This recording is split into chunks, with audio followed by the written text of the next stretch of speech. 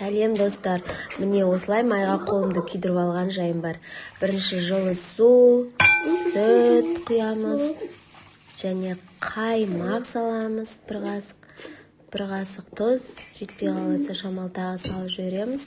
Сосын дрожь саласындар, әрі қарай разрыхлитель саламыз. Су құямыз жып-жылы қылып, сосын әрі қарай ұн саламыз. Ұнымызды үйлеп болғаннан кейін бетіне бағанағы қолымды күйдіріп алғандай, осылай күйдіріп алмаңыздар.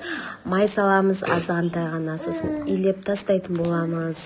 Ал достар, маған тіркеліп лайк басып кетуді ұмытпаңыздар. Сіздерге әлі де көптеген видеоларды түсіруге мүмкіндік ашасыздар. Сіздердің қолдауларыңыз керек маған. Қамырды бір қайтаруды ұмытпаңыздар. Картошка, жуа, сәбізді ұзыншалап турап аласыздар.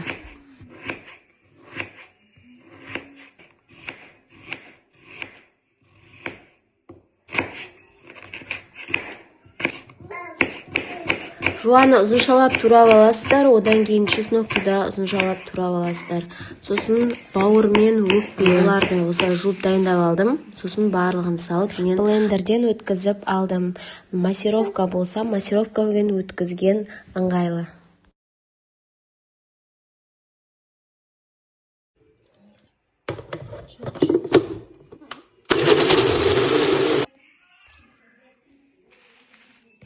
Міне барлығын осылай дайындап болғаннан кейін жуа, картоп, сәбіз, чеснок салынған ыдысымыздың бетіне саламыз.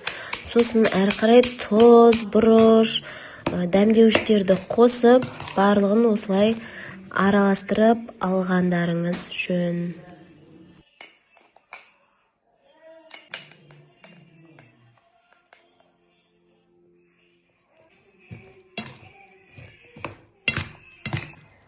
Міне достар, салмамыз дайын болды.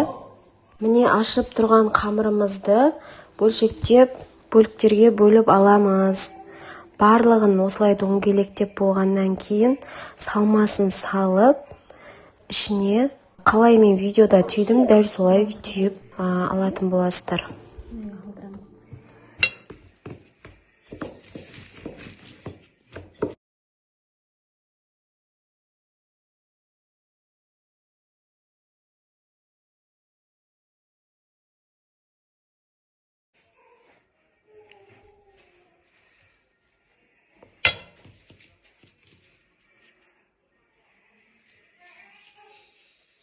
Листлеріміздің барлығын майлап, ішіне осылай пигодилерді салып аламыз. Міне біздің пигоди дайын болды. Сіздер де жасап көріңіздер. Ас болсын.